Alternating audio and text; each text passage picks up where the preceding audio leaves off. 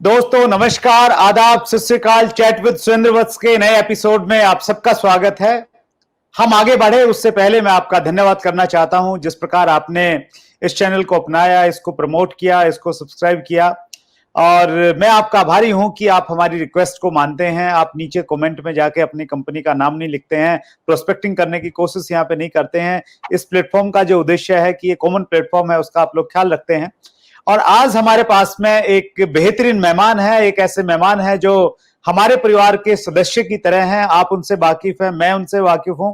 और वो एक ऐसा नाम है जिनकी बार बार रिकमेंडेशन आती है, बार बार आप नाम लिखते हैं कि उनको दोबारा से बुलाइए, दोबारा से बुलाइए। और आपके आगे हम नतमस्तक हैं आपकी इन्हीं रिकमेंडेशन के बाद। एक बार फिर आज हम मिलकर स्वागत करते हैं हर्षवर्धन जैन साहब का। जैन साहब, आपका आपके अपने चैनल पे स्वागत है। दिल से शुक्रिया वत्स साहब, थैंक यू सो मच। हमें मालूम है कि आपके पास में लाल कलर की एक बहुत शानदार सी मर्सिडीज है और आप किस प्रकार के घर में रहते हैं। और वो फ्रेंड्स मीट 2020 में वो जलवा हमने देखा, कितना सामान आपके पास में है वो सब। लेकिन क्या आपकी जिंदगी में आपने संघर्ष भी किया? वो शायद बहुत ज्यादा लोग नहीं जानते। अगर मैं आपसे ये पूछूं कि आपकी जिंदगी का टफेस्ट टाइम, जो सबसे संघर्ष वाला टाइम था, वो कौन सा रहा और उसमें से आप कैसे बाहर निकल के आए? मेरी इसके लिए मुझे थोड़ी यात्रा बतानी होगी वत्स साहब आपको। मेरी लाइफ की जब जर्नी हुई, मतलब अगर मैं दो हिस्से कर लूं मेरे 40 साल के, 20 और 20। वो 20 थे मेरे खेलने के, कूदने के, शरारतों के, प्रैंक्स के, दोस्ती यारी, क्रिकेट, ये 20 निकल गए। ये 20 इंपॉर्टेंट है। इन 20 की जो यात्रा रही, वो मोटरसाइकिल से संघर्ष किया, फिर टेक्नोलॉजी इतनी विकसित नहीं थी, फिर सर्किल में ऐसे मार्गदर्शक नहीं थे, इतने बड़े गुरु नहीं थे, ऐसे कोचेज नहीं थे, लोग ऐसे नहीं थे कि बहुत ज्यादा डेवलप कर सके अपने आप को। साधारण गुरुकुल से पढ़ता हुआ, साधारण प्राइवेट स्कूल से पढ़ता हुआ, फिर आगे की तरफ आया। फिर लॉ फर्स्ट ईयर तो मैंने बिजनेस में डेवलप करने से पहले कर ली, और लॉ सेकेंड ईयर या फाइनल ईयर, हाँ फाइनल ईयर, फर्स्ट ईयर और सेकेंड ईयर तो मैंने पहले कर ली, फिर फाइनल ईयर बाद में की। तो डिफरेंट टाइप पे, डिफरेंट सेगमेंट पे अलग अलग तरीके के संघर्ष देखे।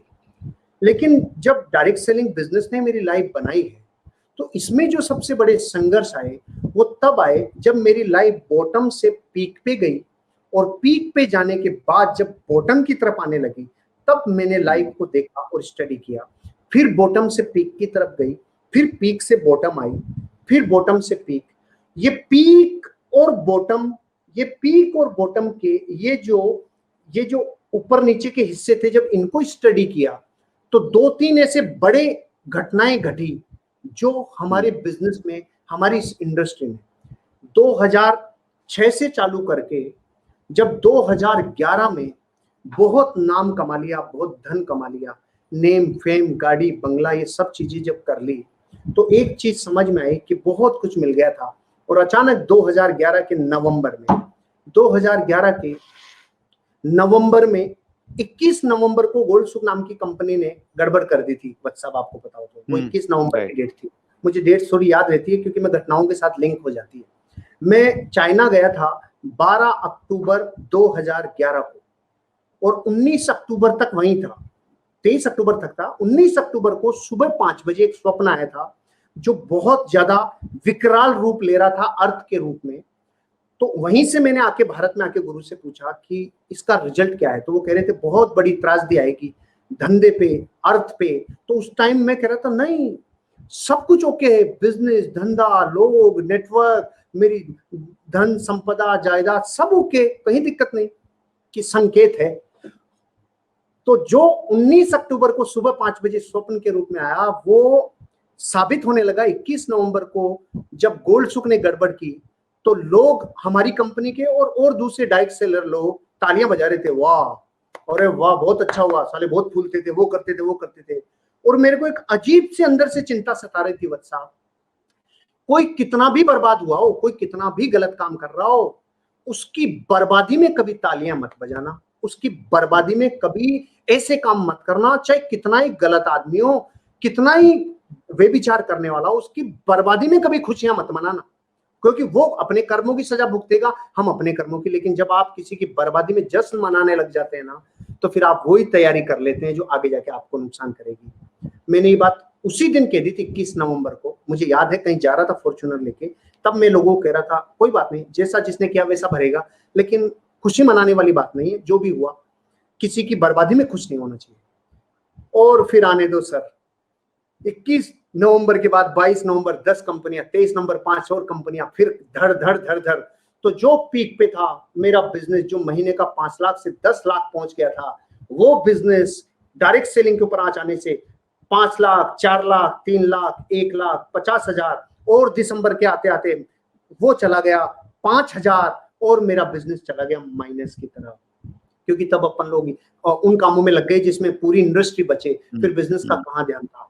वो दौर मेरे लिए सबसे टफ था। बहुत बड़ा मान सम्मान अपमान की तरफ बदल गया। तो ये तो पॉजिटिव और नेगेटिव वाली बात है कि सोच इतनी पॉजिटिव थी कि गुरु ने ये सिखाया था, जब भी जीवन में किसी के यश में आपने सहयोग दिया तो यशस्व कीर्ति नामक कर्म का उदय आएगा और एक दिन आपका यश होगा। और जिस दिन आपने किसी के अपयश में खुशियां जाहिर की, किसी के अपयश में, किसी के अपमान में अगर आपने खुशी जाहिर की, तो अपयश कीर्ति का कर्म बनेगा और एक दिन आपका भी अपयश होगा। तो अपने आप को मैंने ऑटो सजेशन दिया, जरूर किसी को अपमानित किया होगा इसलिए आज अपमानित होना पड़ रहा है, जरूर किसी के यश में साथ नहीं दिया होगा इसलिए यश घट रहा है। अपने आप को हमेशा ऑटो सजेशन ऐसे ही देता हूं मैं। 1 सेकंड ही लगती है वत्सा, ज्यादा टाइम किताबें पढ़ के फिर आएगा ऐसा नहीं है। इमीडिएट जो आया वो टफेस्ट टाइम, अब मेरे लिए टफेस्ट टाइम। फिर हम लोग लगातार पुलिस को जाके कह रहे, या तो हमारे काम को चेक करके क्लीन चिट दो, नहीं अरेस्ट करो, या क्लीन चिट दो या अरेस्ट करो। फिर हम मुख्यमंत्री के पास जा रहे, मंत्रियों के पास जा रहे, कैबिनेट मंत्रियों के पास जा रहे, एमएलए के पास जा रहे, फिर कह रहे भाई संभलो रे, समझो रे, हम निवेश करवाने वाले नहीं है भाई, समझो रे, हम प्रोडक्ट बेस्ड बिजनेस कर रहे हैं, समझो रे। हम समझ गए थे, हवाओं ने अपना रुख बदल लिया, अब परिणाम आके रहेंगे। आग इतनी तेज है कि अब गीले और सूखे सारे पेड़ जलेंगे।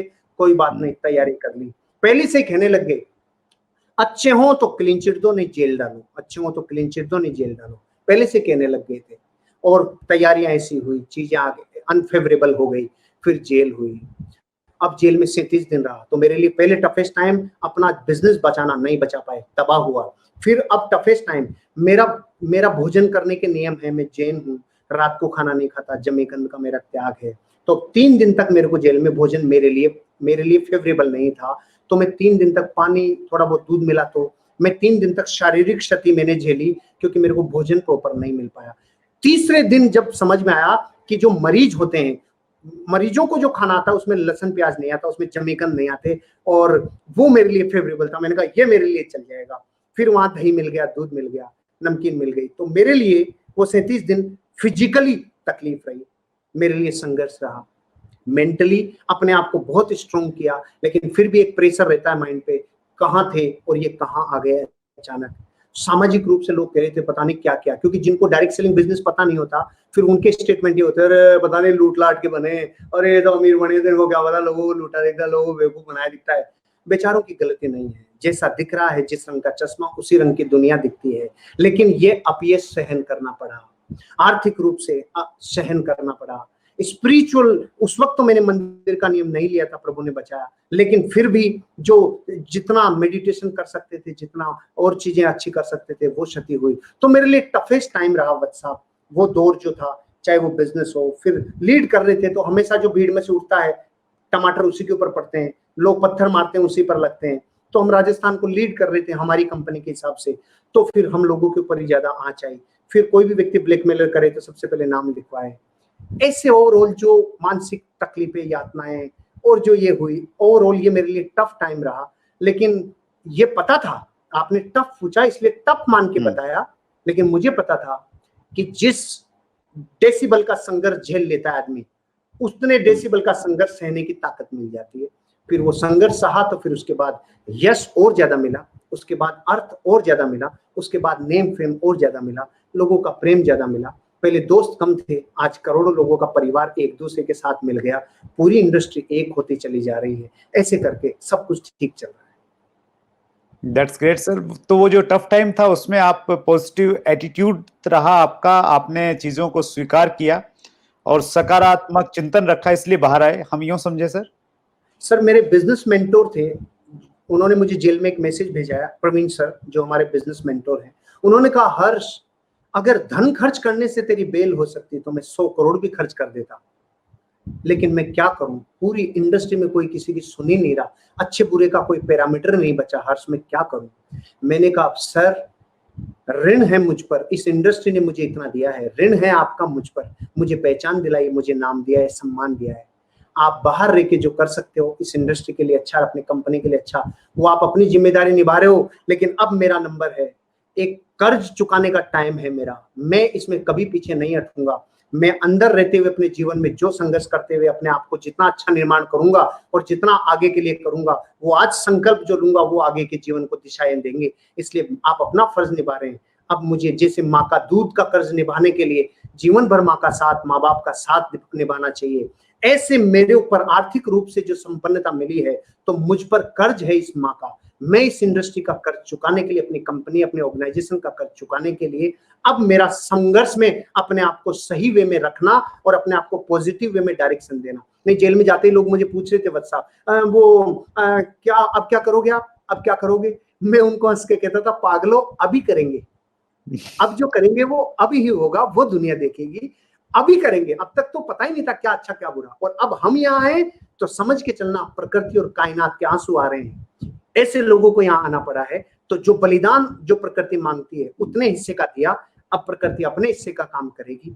तो ऐसे करके बस अपने आप को ऑटो सजेशन बेच देता गया। मेरे साथ 2-3 लोग और थे, वो 2-3 लोग अपने अपने संघर्षों को याद करते, वो 2-3 लोग अपने अपने घटनाओं को याद करते, या फिर मैं यूं कहूं बहिर्दृष्टि होने की वजह से बार बार कहीं दूसरी चीजों को दोष देते, और मैं हर बार दृष्टि अपने ऊपर लेके जाता। तो एक चीज समझ में आ गई, तेरा जितना दृष्टि खुद की तरफ रहेगी उतना ही कामयाबी होगी। और मैं आपको बताऊं सर, जिन लोगों ने जाने अनजाने में भूलवश वो केस किया था, फिर वो व्यक्ति मुझे 2015 के 5 दिसंबर को जब कोर्ट में मिला पहली बार, तो मैंने उनसे कहा, भाई साहब इस जन्म में तो मैंने जो पाप किया होगा उसकी सजा जो मिलनी है मिलनी है, लेकिन आपसे मैं कभी मिला नहीं जीवन में, इसलिए इस जन्म में तो मैंने आपका कोई बुरा किया नहीं, मुझे आज आपसे माफी मांगनी है उस वक्त की जब मैंने आपको कभी ना कभी मेरी वजह से आप जेल गए हो।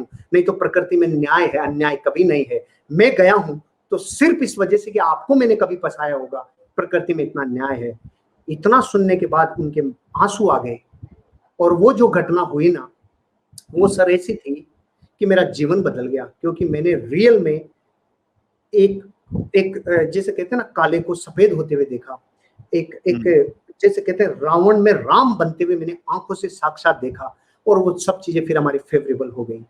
तो जगह जगह अणु अणु ने, प्रकृति के पल पल ने सिखाया सर, लेकिन इन सब में से जो बाहर मुझे निकाल के लाया वो थी पॉजिटिव एनर्जी, पॉजिटिव सोच, गुरुओं का आशीर्वाद और मेंटोर की ब्लेसिंग्स। ये सब चीजों का कंबाइंड एफर्ट था सर, पॉजिटिव सोच ने बहुत साथ दिया। That's great sir.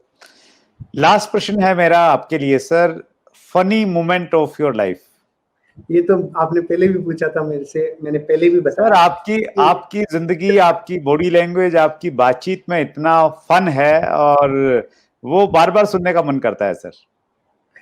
क्या होता है सर कि जो चीज जिस जलवायु में पैदा होती है, जिस जलवायु में बनती है, उसका इफेक्ट हमेशा रहता है। जैसे जैसलमेर वाली बकरी के बाल काटने नहीं पड़ते, अपने आप छोटे रहते हैं। कश्मीर वाली के बढ़ाने नहीं पड़ते, अपने आप बढ़े हुए रहते हैं, क्योंकि वहां की जलवायु, वहां की परिस्थिति ने वैसा बनाया। गाँव का बैकग्राउंड, देसी बैकग्राउंड, हंसना खेलना, बड़े बुजुर्गों के साथ समय बिताना, फिर उनके जीवन में जो जो चीजें पल खुशियां देते थे, आनंद देते थे, वो लेना, और फिर बचपन की शरारतें, ऐसे ओवरऑल मिलके मेरी जो टेंडेंसी बनी, हावी टेंडेंसी जो मेरे ऊपर है वो है सैंग्विन टेंडेंसी। मेरा वीडियो है टेंडेंसी के ऊपर। तो मेरी जो बेसिक और जिस तरफ ज्यादा पुल है मेरा, वो सैंग्विन टेंडेंसी है, और वो वैसे लोगों को ज्यादा सुनना अच्छा लगा, ज्यादा देखना अच्छा लगा, तो वैसा ही टेंडेंसी बनती चली गई।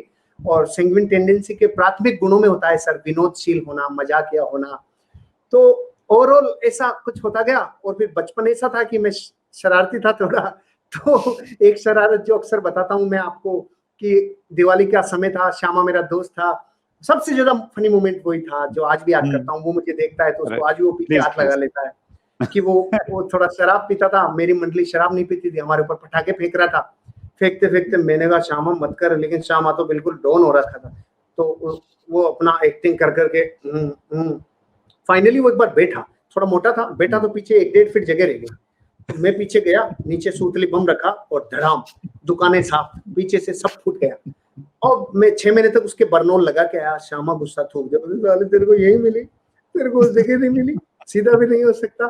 तो वो आज भी मतलब बुरा किया मैंने, गलत किया मैंने, लेकिन वो फनी मोमेंट आज भी वो मुझे देखता है तो पीछे हाथ लगता, तू हर्ष इधर मत दिखे। तो फिर होली के दिन हम अलग करते थे, जैसे जो 6 महीने पहले जो गांव में सबसे टॉप क्वालिटी का कीचड़ होता था उसको बुक कर लेते थे। फिर जो सबसे ज्यादा गंदे लोग रहते थे जितने हमारे सर्किल में कि ये सबने बुरा किया तो उनको उसमें रगड़ते थे। फिर जैसे पटाखे भी छोड़ने होते थे तो दिवाली नॉर्मल होती थी, तो जैसे पहले रॉकेट आती थी हमारे जमाने में 2 से 5 रुपए की, तो हम 5-10 रॉकेट लाते थे, ऊपर छोड़ते थे। मैंने कहा मजा ही नहीं आया, 5 रुपए का 500 रुपए में मजा नहीं आया, इसको क्या करो, रॉकेट को यूं करो, रॉकेट का मुंह यूं करो। तो हमने ऐसे बोटल्स ले ली, फिर मेरे दोस्त जैसे 11-12 दोस्त, फिर वो उसमें रॉकेट लगाते। मैं उस टाइम तिरंगा पिक्चर आ गई थी गेंडा स्वामी वाली, यूं वाला, साइडों को यूं करना वाला, मैंने कहा यूं, फिर मैंने वाला फायर, किसी की झोपड़ी में, किसी की धोपड़ी में, तो हम ही रक्षक, हम ही भक्षक, हम ही डिस्टर्ब करते गांव की झोपड़ियों को, हम ही डिस्टर्ब करते गांव के लोगों को, फिर हम ही आग लगती तो बुझाने जाते। तो बस सर कुल मिला के मेरे जो प्रैंक्स थे, मेरी जो शरारतें थी, वो मुझे याद आती है तो आज भी हो जाता है। फिर बड़े बनते गए, उम्र बढ़ती गई, फिर थोड़ी जिम्मेदारी आती गई, तो फिर मैच्योरिटी आती गई, फिर नेचर बदलता गया। अभी भी बदलाव जारी है सर, धीरे धीरे चंचलता कम होती जा रही है, आज भी है काफी, लेकिन धीरे धीरे चंचलता कम करना चाह रहा हूँ। हो जाए तो ठीक है और नहीं तो ठीक है, जब तक आनंद आ रहा है तब तक आ रहा है। जिस दिन थोड़ा रस कम हो गया चंचलता में तो थोड़ा सा गंभीरता की तरफ आगे बढ़ जाएंगे, लेकिन ठीक है सर, ऐसा ही नेचर है। That's great sir, wonderful. बहुत सारी चीजें हमने डिस्कस की सर। हमारे कुछ व्यूअर्स ने आपसे क्वेश्चन किए हैं, अगर आपकी इजाजत है तो मैं ले लूं? जरूर सर, जरूर। Right sir. कृष्ण राज का क्वेश्चन है, और ये मेरा भी क्वेश्चन है उनके साथ में, आप इतने सरल और अच्छे इंसान कैसे हैं? सर वो आप सरल और अच्छे हैं इसलिए आपको सरल और अच्छे दिख रहा हूं मैं। और कृष्ण जी को मैं कहना चाहूंगा, कृष्ण राज जी, जीवन एक प्रयोगशाला है। आप अपने जीवन को पीछे देखते हैं तो समझने के लिए, आगे देखते हैं तो आगे बढ़ने के लिए। जब पीछे देखते हैं तो मैं जीवन में सरल कैसे बन पाया, मैं जटिल था, सरल हुआ, जटिलता सरलता, जटिलता सरलता, जटिलता सरलता, इनके प्रयोगों से जब अपने आप को निखारा तो समझ में आया जटिलता से बेटर है, जटिलता से कई गुना अच्छी है, जटिलता से कई गुना जीवन में साधारण और अच्छी है सरलता। इसलिए सरल रहना ज्यादा बेटर है। सरल रहना सुकून देता है, जीवन में शांति लाता है। तो शांति जब ड्रीम हो तो जटिलता से शांति आती नहीं है, जटिलता से ऐंठ आ जाती है। तो ऐंठ तो राजस्थान में खेजड़े को आती है, ठूंठ को आती है। आमों के जब फल लगते हैं तो वो तो झुकते हैं सर। तो ऐसा नहीं कह रहा कि बहुत फल लग गए और बहुत झुक गया, आज भी मैं थोड़ा थोड़ा जटिल हूं, लेकिन सरलता मुख्य है, सरलता मुख्य हो गई और कुछ खास नहीं। रही बात अच्छेपन की, अच्छों की संगत कर ली सर, इसलिए थोड़ा बहुत अच्छापन है। बाकी अभी भी जो कमियां हैं वो सुधारता हुआ आगे बढ़ रहा हूं sir. That's great, wonderful sir. ये स्पीक टू बुक एक चैनल है, उन्होंने भी लिखा है, टीकू साहू ने भी किया, बहुत सारे लोगों ने प्रश्न किया है, आपकी इतनी शानदार बॉडी लैंग्वेज का राज क्या है, कहां से सीखी? बॉडी लैंग्वेज, हाँ सर, मैं जब नोट करता हूँ तो शुरू में मुझे गालियां बहुत पड़ती थी इस बॉडी लैंग्वेज की वजह से। कई लोग मुझे बोलते थे शराबी है, एक्टिंग करता है, ये है वो है, लेकिन सच बताऊं तो सर ये मेरा बहुत ही नेचुरल है। मतलब अभी स्टेज नहीं है, पूरी बॉडी दिख नहीं रही है, तो भी शायद मेरे ये हाथ पांव ये सब हिल रहे हैं। पता नहीं सर, कुछ ऐसा माइंड का और बॉडी का कुछ जरूर कनेक्शन है। जो डेटा लिया ना सर आज तक, जिनको सुना है, जिनको देखा है, जिनको पढ़ा है, वो ऐसे लोग रहे हैं। तो ओवरऑल बॉडी लैंग्वेज हो गई। इसका बहुत गहरे से आंसर देता हूं सर। मेरी लाइफ में जो ऑब्जर्वेशन है ना, ऑब्जर्वेशन ये बहुत ज्यादा स्ट्रॉन्ग है। गणित में नंबर कम थे, इंग्लिश में नंबर कम थे, तो ये तो मेरे पढ़ाई में तो मैं एवरेज था, लेकिन जो एक बार देख लिया ऑब्जर्वेशन, जैसे मैं कार को ड्राइव कर पाया 2-3 साल ड्राइवर को देख के। जब मैं स्कूल जाता था टैगोर विद्या भवन में, तो मैं मिनी बस में आगे बैठता था केबिन में, वो जो देखता था वही करता था। ये इधर लेफ्ट वाला क्लच है, राइट वाला एक्सीलेटर है, बीच वाला ब्रेक है, ये यूं है। तो मैं लाइफ की पहली गाड़ी मैंने मेटाडोर चलाई, बड़ी वाली लंबी वाली स्कूल बस चलाई, और वो लाइफ का पहला व्हीकल था। और 10-15 मेरे दोस्त और पिताजी, मेरे दादाजी सब थे, वो मैं लेके गया गांव से 10-12 किलोमीटर, और वो पहला व्हीकल था। और वो लाइफ में मैंने केवल ऑब्जर्वेशन से सीखा, उससे चलाया, ड्राइवर साथ नहीं था, और 13 किलोमीटर जाके आके लेके आ गया। ऑब्जर्वेशन ऐसी है। तो ऑब्जर्वेशन से ये समझ में आया, जितने स्पीकर्स को सुना, कि सबसे ज्यादा प्रभावी है शरीर की भाषा, देह भाषा, ये ज्यादा समझाती है। तो जब भी मैं, जैसे मेरी इंग्लिश बहुत वीक है, तो मैं जब 2006 में 7 में मलेशिया, सिंगापुर, थाईलैंड, इंडोनेशिया और ये जितने विदेश मैंने भ्रमण किए, वहां पे मैं समझाने के लिए यही काम में लेता था, कैसे क्या क्यों। तो ये ज्यादा काम में आई, बोलने की बजाय ये ज्यादा काम में आई। तो मैं समझ गया इसमें बहुत दम है भैया। तो बस वो धीरे धीरे निर्माण होता गया सर, और कुछ नहीं, देखने से, ऑब्जर्व करने से समझ। इसका मतलब ये हुआ कि हम जैन साहब को ऑब्जर्व करें, ज्यादा से ज्यादा सुने, देखें, तो हमारी भी बॉडी लैंग्वेज कहीं ना कहीं वैसी बन सकती है, हो जाती है सर। अगर टेंडेंसी उसको फेवर करती है, तो बॉडी लैंग्वेज को सैंग्विन टेंडेंसी फेवर करती है। तो अगर सैंग्विन टेंडेंसीज की क्वालिटी है, तो फिर जरूर बॉडी लैंग्वेज ज्यादा एक्स्ट्रा ऑर्डिनरी काम करने लग जाएगी। Right sir. आरके शर्मा का प्रश्न है, एक ही कंपनी में तीसरी टीम में काम कर रहा हूं, वहीं का वहीं हूं, पता नहीं क्यों, please help. R K Sharma ji को सबसे पहले मैं ये कहना चाहूंगा कि आरके शर्मा जी, आप ऐसे अकेले नहीं, बहुत लोग हैं। या तो कंपनी बदलने वाली नौबत आ जाती है, या टीम बदलने वाली नौबत आ जाती है। तो दोनों चीजें, इसका कौन सा पहलू है? एक तो यह है कि जैसे मैं एक साधारण एग्जांपल लेता हूं, जो गाय के बच्चा हो ही नहीं सकता, जो ऐसी भांजड़ी गाय है, वो कितनी गौशाला बदल ले वत्सा, उसके कभी बच्चा हो गए नहीं। गौशाला बदलने से नहीं होगा। पहले तो ये चेक करे खुद की पोजीशन क्या है। अगर खुद की पोजीशन चेक कर ली कि मेरे में कोई कमी नहीं है, कोई तकलीफ नहीं है, तो फाइनली लाइफ में बेस्ट सुटेबल, बेस्ट आपके लिए, आपके जीवन की प्रकृति, आपके नेचर, आपके स्वभाव, इन सबसे सूट करने वाला कंपनी और लीडर एक बार चुनाव करके फिर लग जाइए और समर्पण कर दीजिए। फिर बार बार बदलने का और चुनने का प्रयास मत करिए, क्योंकि जीवन तो एक समय पे एक मतलब किसी एक का होना जीवन का सफलता का पहली बेसिक स्टेप है। तो किसी एक का होना जरूरी है। अगर आप बदलेंगे तो फिर बदलने का लाइसेंस दे देंगे आप डाउनलाइन को, फिर आप कभी कुछ कह नहीं पाएंगे, फिर लोगों को भी आप यही रास्ता दिखा देंगे डायरेक्ट इनडायरेक्ट वे में। इसलिए जीवन में पहले खुद की गिरेबान में झांक के देखिए। अगर प्रॉब्लम यहाँ है तो बाहर बदलने से कुछ नहीं होगा, भीतर बदलना होगा। और अगर भीतर सब कुछ ठीक है, पैरामीटर पूरे परफेक्ट है और बाहर बदलने की जरूरत है, तो फिर एक बार बदल लीजिए, फिर बार बार कोशिश मत करिए। फिर जैसा मिले उसी में से निर्माण करिए, फिर जैसा हो उसी में से सृजन करिए और लग जाइए। बाहरी दृष्टि ज्यादा मत रखिए, फिर अंतर्दृष्टि बन के और फिर आगे बढ़ जाइए। आरके शर्मा। और वैसे भी हम सबका जो एक टाइटल है वो है, हमें बोला जाता है IBO, इंडिपेंडेंट बिजनेस ओनर। और चूंकि हम इंडिपेंडेंट बिजनेस ओनर हैं, तो फिर आप किस टीम में हैं वो शायद ज्यादा मायने नहीं रखता। आप अगर काम करेंगे और सारी जिम्मेवारी अपने आप ले लेंगे, तो मुझे लग रहा है कि उसके अलग एडवांटेज मिलते हैं लाइफ में। सही।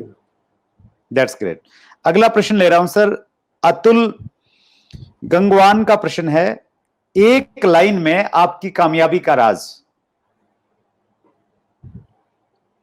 एक लाइन में कामयाबी का राज। सर, लाइनें जितनी कम होती चली जाती है ना, जवाब में उतना ही समय लगता चला जाता है। 4 घंटे की स्पीच जल्दी तैयार हो जाती है, 4 मिनट की में उससे 10 गुना टाइम लगता है, और एक लाइन में बहुत ज्यादा वो लगता है। मैंने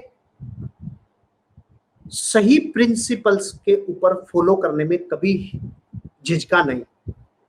जो प्रिंसिपल्स है ना सर, उनको फॉलो करने में कभी मैंने झिझक नहीं की।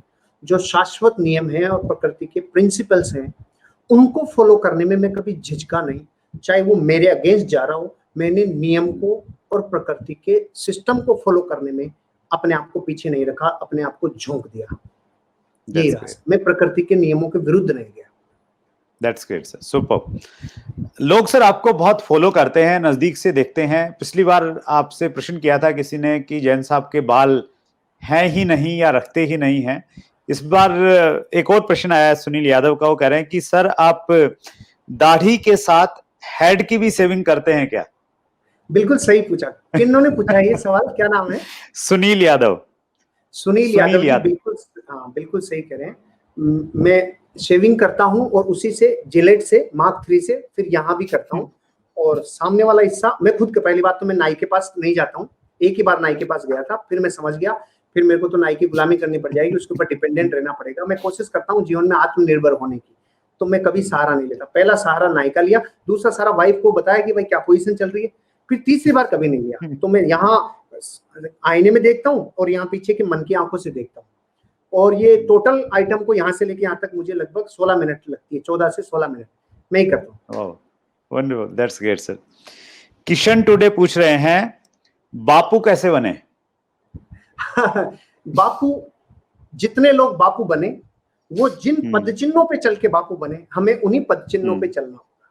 सिंपल फार्मूला, जिन पद चिन्हों पे चल के दूसरे लोग बापू बने, हमें भी उन्हीं पद चिन्हों पे चल के बापू बनना होगा। सिंपल। That's great. ये कोई व्यक्ति, चैनल है शायद विद मी, इन्होंने पूछा है मैं अभी 11वीं में पढ़ता हूँ, डायरेक्ट सेलिंग में आना चाहता हूँ, पढ़ाई पर जो प्रभाव पड़ेगा उसे कैसे हैंडल करें? प्रश्न में थोड़ा सा कमी है सर। इन्होंने ये नक्की कर लिया है कि मैं 11वीं में पढ़ता हूँ, मैं डायरेक्ट सेलिंग करूंगा। यहाँ पे थोड़ी सी मिस्टेक है। कभी कभी किसी चीजों को समझने के लिए पर्टिकुलर शरीर का एक उम्र होती है सर, वो उम्र चाहिए। जब तक बापू भोजनालय में खाना खाएंगे तब तक हमें डायरेक्ट सेलिंग की महिमा नहीं आएगी। डायरेक्ट सेलिंग महिमा, डायरेक्ट सेलिंग बिजनेस एक अचीवमेंट है। डायरेक्ट सेलिंग को करना उपलब्धि है, करना उपलब्धि है, होने के बाद जो होगी वो उपलब्धि बात की है। डायरेक्ट सेलिंग बिजनेस में आना एक उपलब्धि है, और ये आना उपलब्धि है, तो इस उपलब्धि तक कैसे पहुंचा जा सकता है?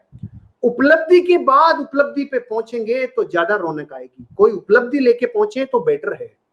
तो जीवन में, पढ़ाई में कुछ कर लीजिए, कुछ लाइफ में अपनी पीठ थपथपाने के लिए पहले कुछ कर लीजिए। कुछ करने के बाद डायरेक्ट सेलिंग बिजनेस में आने से महिमा आएगी, जल्दी कामयाब होंगे। दाल रोटी का भाव पता चलेगा, आटा तेल का भाव पता चलेगा, जमीन से जुड़ के आएंगे, जीवन का अनुभव लेके आएंगे तो ज्यादा बेटर है। डायरेक्ट सेलिंग बिजनेस करना एक उपलब्धि है, और ये करना उपलब्धि है। इसको उपलब्ध होने के लिए कुछ करके आइए। तो पहले स्टडीज कर लीजिए। अपनी स्टडीज को करने के बाद जब आप वयस्कता की तरफ आ जाते हैं, जब आप 18 ईयर्स से प्लस होने लग जाते हैं, तो चीजें समझ में आने लगती है। रास्ते पहचानने के लिए खुद का स्व विवेक काम में आ जाता है, तब समझ पा सकते हैं क्या अच्छा क्या बुरा। और फिर जब आप स्टूडेंट लाइफ में आते हैं तो डिपेंडेंसी उन पर रहती है जो कमा रहे हैं। ऐसे टाइम पे बिजनेस के जो एक्सपेंसेज हैं, बिजनेस में जो किताबें हैं, मीटिंग्स है, सेमिनार्स है, आना जाना है, ट्रेवलिंग है, इनके जो खर्चे हैं, ये सारी चीजों के लिए जो प्राइमरी सपोर्ट होता है, अगर आप प्राइमरी सपोर्ट खुद करने वाली पोजीशन के बाद आएंगे तो मच बेटर, बहुत ही अच्छा। लेकिन फिर भी पहले आए तो ऐसा सपोर्ट जैसा नेचर पहले कमाइए, इमेज कमाइए, उसके बाद आप बिजनेस शुरू करिए तो ज्यादा बेटर है। 11th क्लास में करने की जरूरत नहीं है। दैट्स ग्रेट सर, बहुत क्लियरली आपने बोला सर। हेमंत कुमार सैनी, गोविंद प्रजापति और बहुत सारे लोगों का प्रश्न है, आपकी बुक कब लॉन्च हो रही है? बेसब्री से इंतजार है सर। शुरू हो गई थी, रास्ते में थी, फ्रेमिंग चल रही थी, और लॉकडाउन ने प्रायोरिटीज बदल दी। थोड़ा समय और लगेगा और वो आ जाएगी। अब मैं देख रहा हूँ 2020 गया ही ऐसा, इसमें क्या करें, तो थोड़ा सा वेट कर लीजिए, बहुत जल्दी आ जाएगी। That's great. गुरु नाम से कोई चैनल है, इनका प्रश्न है, स्ट्रगल के समय जब आप कार ड्राइव करते थे उस समय क्या सोचते थे, और आज मर्सिडीज चलाते समय क्या सोचते हैं? जब मैं बाइक चलाता था सर, और रात के 2-2, 3-3 बज रहे होते थे, और सर्दियों की रातें थी, दिसंबर जनवरी की, और लोग मुझे ना कर चुके थे सारे दिन में, किसी ने बिजनेस ज्वाइन नहीं किया होता था, तो मैं चीख चीख के अपने आप को सेल्फ टॉक और ऑटो सजेशन करता था, आई एम अ डायमंड। फिर मेरे आंसू यहाँ से निकल के आते थे, फिर पीछे आते थे, हेलमेट पे लगते थे, ग्लास पे आते थे, और वो बूंदे मेरे को जो लगती थी चेहरे पे यूं आती हुई दिखती थी, उनके साथ साथ मैं अपने आप को और मोटिवेट करता था, आई एम अ डायमंड। और ये मैं बहुत तेल लगा के, मैंने अपने पिछले इंटरव्यू में आपको बोला था, जितना भीतर विचारों का तेल लगेगा उतना तीव्रता से आप खींचोगे। तो आई एम अ डायमंड इतने पवित्रता से, इतने निर्दोष मन से बोला था कि वो प्रकृति को करना ही पड़ा, वो कायनात को करना ही पड़ा, और वो सारी चीजें फिर हिस्ट्री रिपीट इटसेल्फ।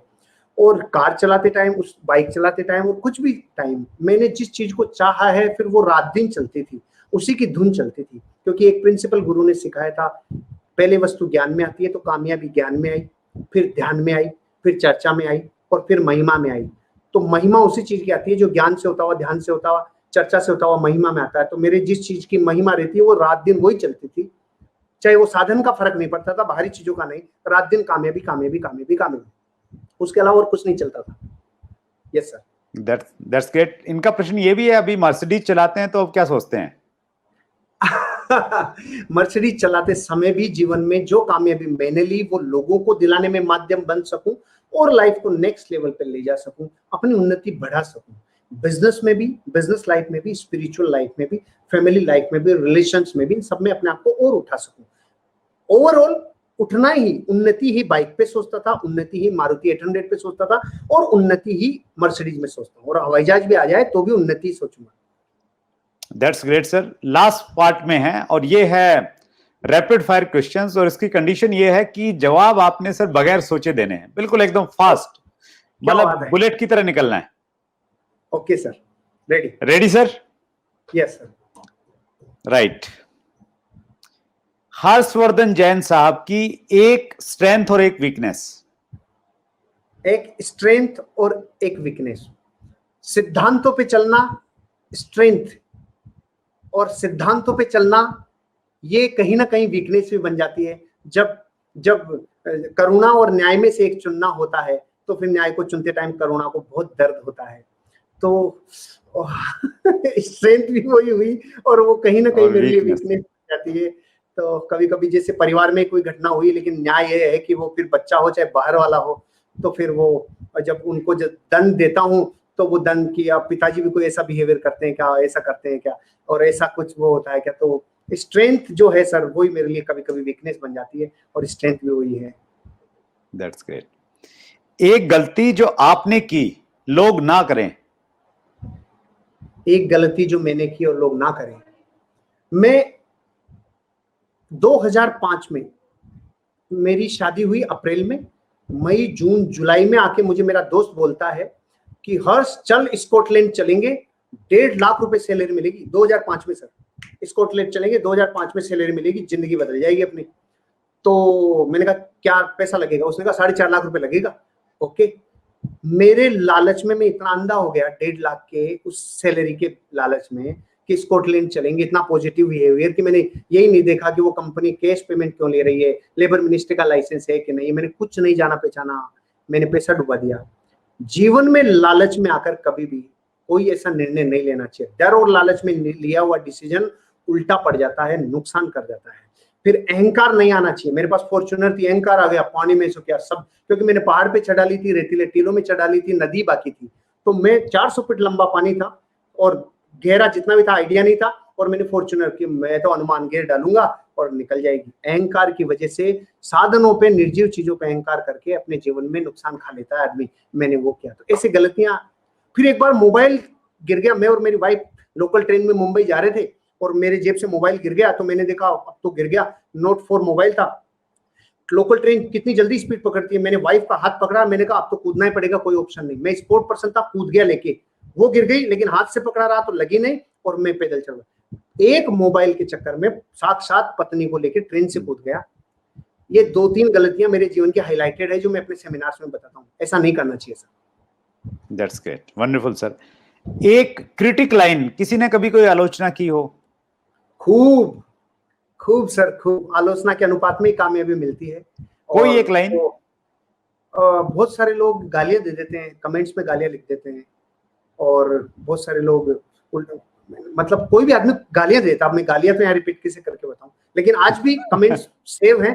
कभी हमने मेरे चैनल पे कमेंट डिलीट नहीं किए। वो गालियां सेव इसलिए ताकि जिस दिन ये गालियां तालियों में बदल जाएगी उस दिन हम समझेंगे कि हाँ आगे बढ़ रहे हैं, और जब तक ये पढ़ रही है तब तक अपने आप को सुधारने का प्रयास कर रहे हैं। तो वो है सर। तो वहां खूब सारी है। बेस्ट कॉम्प्लीमेंट्स जो आपको अब तक मिला, सबसे अच्छा कब लगा? कभी कभी पत्नी कह देती है कि यह काम आपने अच्छा किया, तो लगता है कुछ किया। वंडरफुल। तो मतलब ये हालत सबकी एक जैसी है, मतलब चाहे हर्षवर्धन जैन हो चाहे रामूलाल हो, सब एक जैसे ही हैं। पत्नी की अगर तारीफ मिल जाए तो वो सबसे बड़ा कॉम्प्लीमेंट है, और वो सबसे बड़ा खुशी का दिन है। Yes sir, that's great sir. अगर आपकी लाइफ के ऊपर में एक फिल्म बने तो कौन हीरो होंगे उस फिल्म के, बॉलीवुड के? किसको आप चाहेंगे कि वो आपका रोल प्ले करें? Oh great sir, great question. अगर मेरी लाइफ पे फिल्म बने तो कौन एक्टिंग करेगा? अब तो मतलब सर नए वालों का इतना पता नहीं, लेकिन अगर ये सवाल आप कुछ सालों पहले पूछते तो नाना पाटेकर। अच्छा, ओके। नाना पाटेकर का आज भी सदाबहार हैं सर वो। हाँ सर, ये मान लीजिए थोड़ा। और वर्तमान में माने तो आमिर खान। अच्छा, वाह, दैट्स ग्रेट सर, वंडरफुल। आपका चैनल पूरा हिंदुस्तान फॉलो करता है, बाहर भी लोग फॉलो करते हैं, 1 मिलियन से ज्यादा सब्सक्राइबर हैं, लेकिन आप किस चैनल को ज्यादा फॉलो करते हैं सर?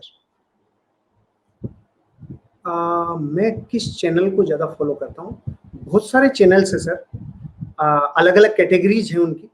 अगर अगर बिजनेस और लर्निंग और डेवलपमेंट इंडस्ट्री से रिलेटेड हो तो बिंद्रा जी भी हैं, महेश्वरी जी हैं, पाटनी जी हैं, इनको मैं फॉलो करता हूँ। और अगर स्पिरिचुअल गुरुज में अगर आप हैं तो गोपाल दास जी हैं, सदगुरु हैं, इनको मैं फॉलो करता हूँ। और वो हर कैटेगरी के कुछ ना कुछ चैनल्स हैं सर। मतलब मैं अगर किचन का भी कोई चैनल है तो निशा मधुलिका जी हैं। मतलब मेरी हॉबीज जो हैं, मैं जिस नेचर का हूँ उसमें अगर हेल्थ का भी है तो जैसे एक रूबल धनकर जी हैं, पुलिस में हैं दिल्ली में, उनका भी चैनल मैं देखता हूँ, हेल्थ वाइज है। और एक और है, मैं नाम भूल रहा हूँ उनका, अमित पंघाल जी, उनका फिटनेस पे फॉलो करता हूँ। आप किसी भी रूप में ले लीजिए तो बस आप है ना, इंटरव्यू में बता दीजिए, इंटरव्यू वाले चैनल में किसको फॉलो करते हैं, फिर हम बंद कर देंगे। सर डायरेक्ट सेलिंग में तो मंदिर है मेरा, चैट विद सुरेंद्र। वो तो है sir, chat with Surendra sir, all time favourite sir. Thank you so much sir. एक लास्ट सर, ये कोई और चैनल है, ये मेरे को लगता है हमारा ही घर है। Yes sir. नहीं सर, वो आपका प्यार है, मैं फील कर रहा हूँ, हमारे व्यूअर्स उसको फील कर रहे हैं। और ये बात एक लास्ट प्रश्न है। यस, ये बात आप मानते थे? Yes sir. लास्ट प्रश्न ये है सर, इसको आपने स्किप नहीं करना है, और मैं 4 आपको ऑप्शन दूंगा, चारों में से एक चुनना है। आप ये नहीं कह सकते कि सारे अच्छे हैं, सारे बढ़िया हैं। हम ये जानना चाह रहे हैं कि जैन साहब किसको पसंद करते हैं। मैं बात कर रहा हूं बेस्ट स्पीकर, 4 नाम बता रहा हूं मैं, वो चारों स्पीकर हैं और चारों को आपने सुना है, तो उनमें से आप किसको, मतलब हर किसी का अपना पसंद हो सकती है, आपकी पसंद क्या है? पहले बता दूं या ऑप्शन में से चुनूं? ऑप्शन में से चुनना है sir. Okay okay okay okay, ठीक है, ऑप्शन में से चुनना है। डॉक्टर विवेक बिंद्रा, उज्जवल पाटनी, संतोष नायर, संदीप माहेश्वरी। नायर साहब। संतोष नायर साहब। नायर साहब मेरी टेंडेंसी जिनसे ज्यादा मैच खाती है ना सर, थोड़ा सा, क्योंकि जैसे बिंद्रा साहब बहुत गंभीर हैं, सीरियस कंटेंट देते हैं, तो वो मेरे को जब नीड होती है तो मैं वो लेता हूँ। पाटनी साहब का जो एक सेंस ऑफ ह्यूमर है, वो जब जरूरत होती है मैं वो लेता हूँ। संदीप माहेश्वरी जी का जो एक निर्दोष मन है, जो भोलापन है, उनको मैं बहुत फॉलो करता हूँ। उनका जो त्याग है कि एक स्विच दबाने से जो लाखों रुपए आ सकते थे, वो मेरे को बहुत दिल से रिस्पेक्ट करता हूँ। लेकिन जो मेरे से मतलब थोड़ा थोड़ा रिलेट करता हूँ, क्योंकि सर एक व्यक्ति से आप रिलेट करते हैं, किसी से आप इन्फ्लुएंस होते हैं, कोई आपका आइडियल होता है, तो जहां रिलेट करता है वहां सहज महसूस करता है, तो नायर साहब से थोड़ा ज्यादा। नायर साहब से मैं बहुत नजदीक हूं, और मैं बहुत जल्दी आपका जो ये संदेश है, मैं कोशिश करूंगा ये वीडियो का पर्टिकुलर ये पार्ट मैं नायर साहब तक जरूर पहुंचाऊं, कि जो आजकल की सनसनी है, यूट्यूब सनसनी, हर्षवर्धन जैन साहब वो आपको पसंद करते हैं। Thank you very much Jain साहब, आपने हर चीज के बारे में खुल के बातचीत की। रैपिड फायर क्वेश्चंस की बात है, व्यूअर्स की बात है, और डायरेक्ट सेलिंग के बारे में आपने बहुत खुल के बातचीत की। एक बार फिर दिल की गहराई से पूरे व्यूअर्स की तरफ से, पूरे चैट विद सुरेंद्र वत्स की परिवार की तरफ से बहुत बहुत आभार। Thank you so much. आप सभी दर्शकों को मेरा बहुत हृदय से शुभकामनाएं और प्रेम, और आपको वत्स साहब always thank you so much, दिल से शुक्रिया। Thank you very much Jain साहब, और इस उम्मीद के साथ कि बगैर कंडीशन आप आते हैं, और आपसे दोबारा फिर पढ़ ले रहे हैं कि इंडस्ट्री की सेवा करने के लिए बार बार हम आपको बुलाते रहेंगे। Thank you so much. So ये थे हर्षवर्धन जैन साहब, एक ऐसा नाम जिसको जितनी बार आप सुनो उतनी ज्यादा बार आपकी सुनने की इच्छा होती है, जितनी बार देखो उतनी बार उनको देखने की इच्छा होती है। सो हम बहुत आभारी हैं कि इस प्रकार की पर्सनैलिटी हमारे साथ में जुड़ी हुई है। और अगर आप इन प्रकार की पर्सनैलिटी को बार बार सुनना चाहते हैं और आपने चैनल सब्सक्राइब नहीं किया है और बेल आइकन नहीं दबाया तो नोटिफिकेशन कैसे आएगी आपके पास में। सो आप प्रमोट कीजिए, सब्सक्राइब कीजिए और इसी प्रकार आपका प्यार और सम्मान हमें मिलता रहे। जिन जिन लोगों से आप मिलना चाहते हैं नीचे कमेंट्स में जाके उनके नाम लिखिए। और हर मंगलवार रात्रि 8 बजे एक नई शख्सियत के साथ हम उपस्थित होते हैं। सो अगले मंगलवार फिर आपके सामने हाजिर हो जाएंगे। इस प्रकार अपना प्यार देते रहिए, अपना ख्याल रखिए। बहुत बहुत धन्यवाद। Thank you very much.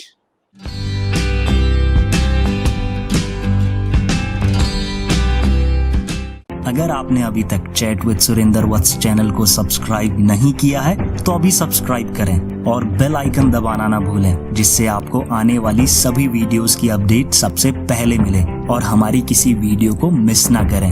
Video को ज्यादा से ज्यादा शेयर और लाइक करके अपना प्यार जरूर दें।